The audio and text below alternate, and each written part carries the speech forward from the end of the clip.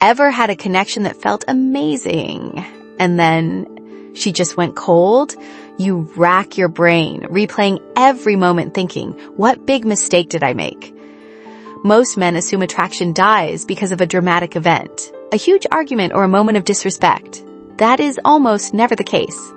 The truth is, her interest is usually destroyed by a series of small, subtle habits you don't even notice. In fact, many of them come from you trying to be a good guy, attentive, respectful, and available. These are what I call the 6 silent attraction killers. In this video, we're going to expose all 6.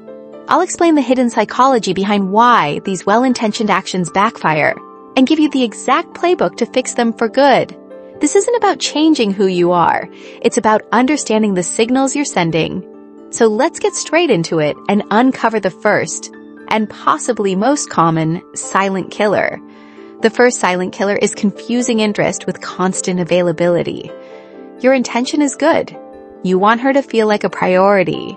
So when she texts, you reply instantly. If she asks to hang out last minute, you cancel plans. To you, that says you matter most. To her, the signal is different. Why doesn't he have anything else going on? Constant availability doesn't read as strong interest. It reads as not having your own life, boundaries, or priorities. That paradoxically makes you seem less valuable and needier. You're not trying to be hard to get. That's just playing games, like delaying replies for no reason. You want to be hard to replace because you genuinely have things in your life that matter. A man with purpose, friends, and projects is naturally scarce and valuable. He's hard to replace. The guy who's always waiting by the phone isn't. Relationship research backs this up.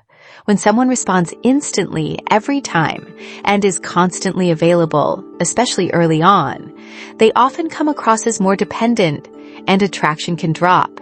People with independent lives and selective availability tend to be rated as more attractive long-term partners. So, getting your availability right is the first step. It gets you in the room. But what you say once you're in that room can undo all that good work in an instant.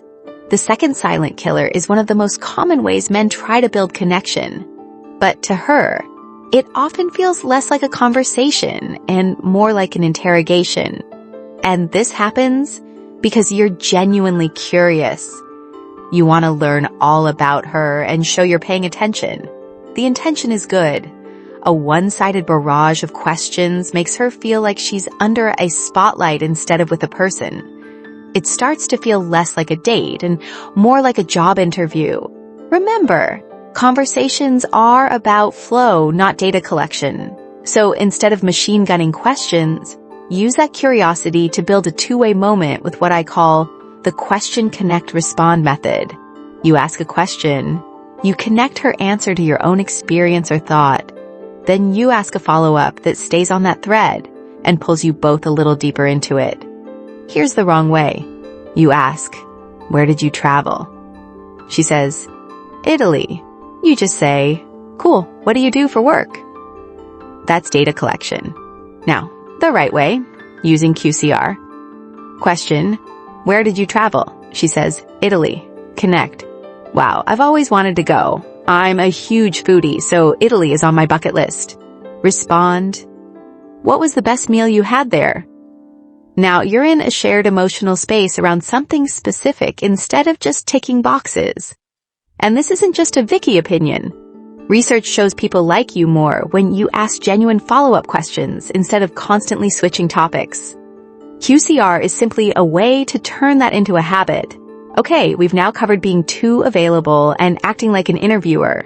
In the comments, drop a 1 if you're guilty of over-availability, a 2 if you're the interviewer, or a 3 if it's both. I'm not here to shame you. Every woman I know has met these guys. The win is you're catching it now. But the next silent killer isn't about asking the wrong question. It's about what you do in the seconds right after you think you've said something wrong. That desperate need to fix a tiny awkward moment. It sends a signal of insecurity that's impossible to ignore. The third silent attraction killer is over-explaining yourself. Your intention here is simple. You want to be clear and avoid being misunderstood, but the signal you're actually sending screams insecurity. When you rush to justify or apologize for a simple comment, you're broadcasting a deep fear of her judgment and a desperate need for her approval. You create the exact awkwardness you are trying to avoid. Psychology Today describes this as an anxiety-driven defense mechanism. In plain terms, it looks like constantly explaining, clarifying, and apologizing to get her to say you're fine, which reads to her as low self-worth, makes you seem less steady and reliable, and over time can even feel a bit annoying or suspicious. You're subconsciously seeking reassurance, not building a connection, and that puts a subtle pressure on her. On her side, it starts to feel like, if I don't respond just right, he's going to spiral. She feels like she has to manage your emotions, reassure you, and constantly say, no, it's fine, instead of just relaxing and seeing who you are. The more you explain to look safe and considerate, the more you quietly, train her to see you as unsure of yourself, and that slowly lowers her trust in attraction. Imagine you tell a joke and it falls flat. The insecure reaction is to scramble. Sorry, that was probably weird. I don't know why I said that.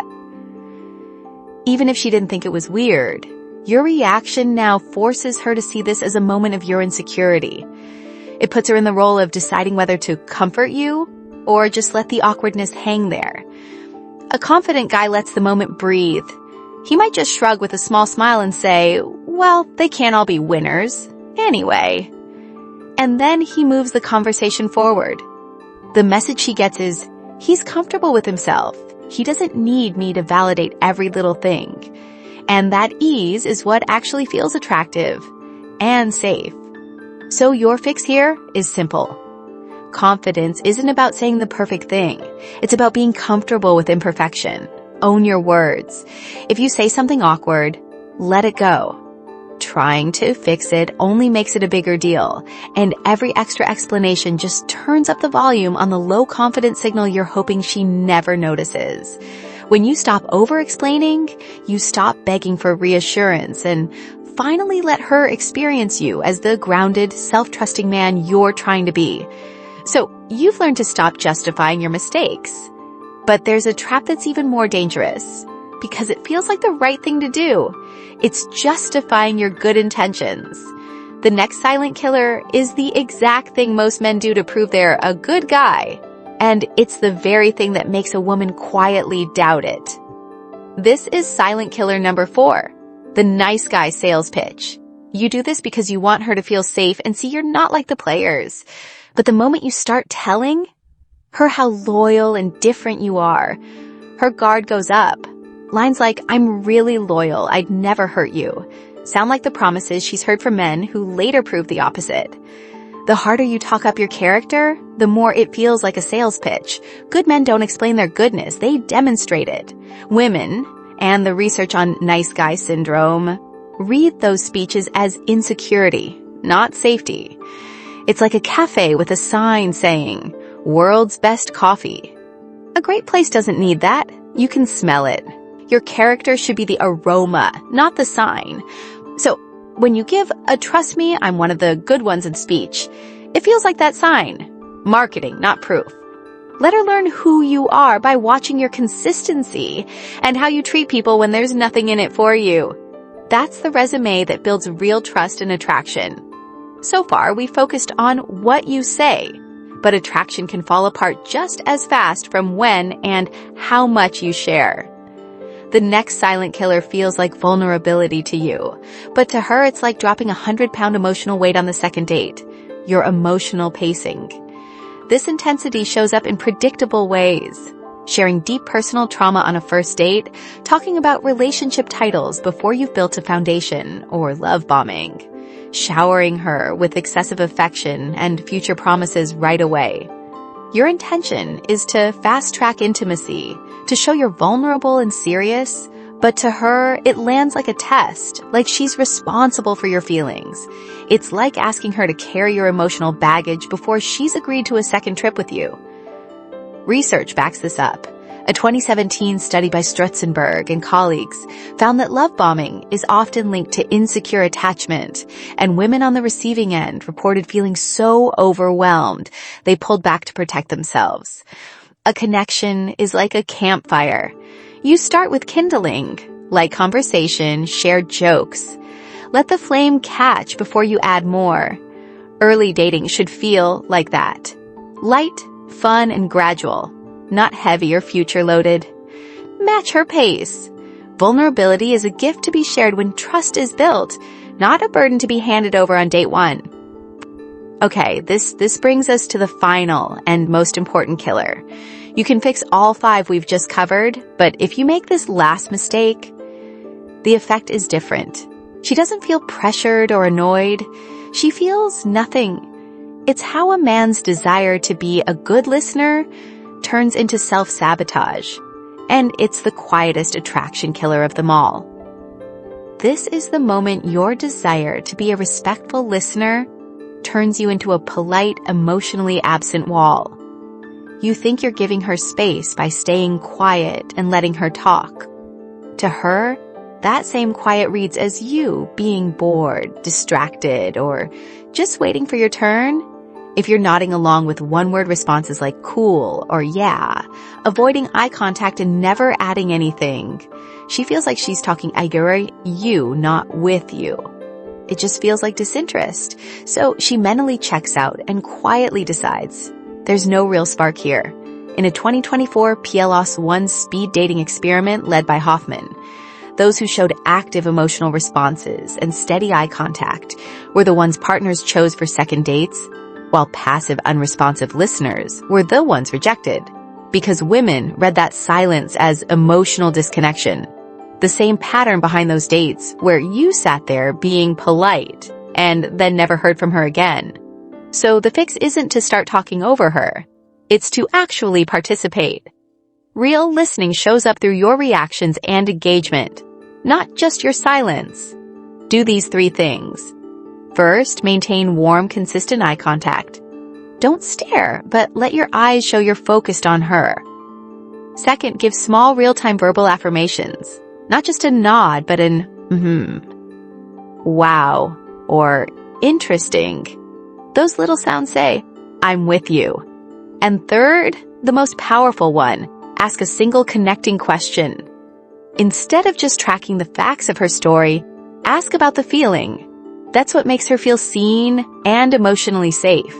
A simple "what was that like for you?" or "wait, tell me more about that part" is incredibly attractive because it shows you're not just hearing the words, you're actually interested in her experience.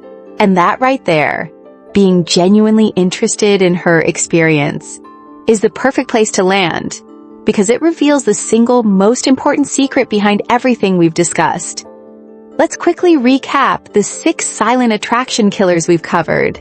Being too available, the job interview questions, over-explaining your actions, pitching yourself as the nice guy, getting too intense too soon, and finally being emotionally absent. Notice the common thread? Every single one of these behaviors comes from a place of insecurity. It's the energy of trying too hard to manage her perception of you. These are not signs that you are a bad guy. They are simply signs that you aren't yet fully grounded in your own confidence. These are not permanent flaws. They are just blind spots that you can now see and fix. This is why the ultimate solution isn't about learning more lines or memorizing new tactics. It's about a fundamental shift in your focus. You need to stop asking, how can I get her to like me? And start asking, how can I build a life and a character that is genuinely valuable and hard to replace? True, lasting attraction is simply a byproduct of authentic confidence. As we've seen, it grows when you're confident, curious, grounded, and comfortable in your own life. If this video helped you see your dating life in a new way, do me a favor and hit that like button and subscribe for more no BS advice to help you date with genuine confidence.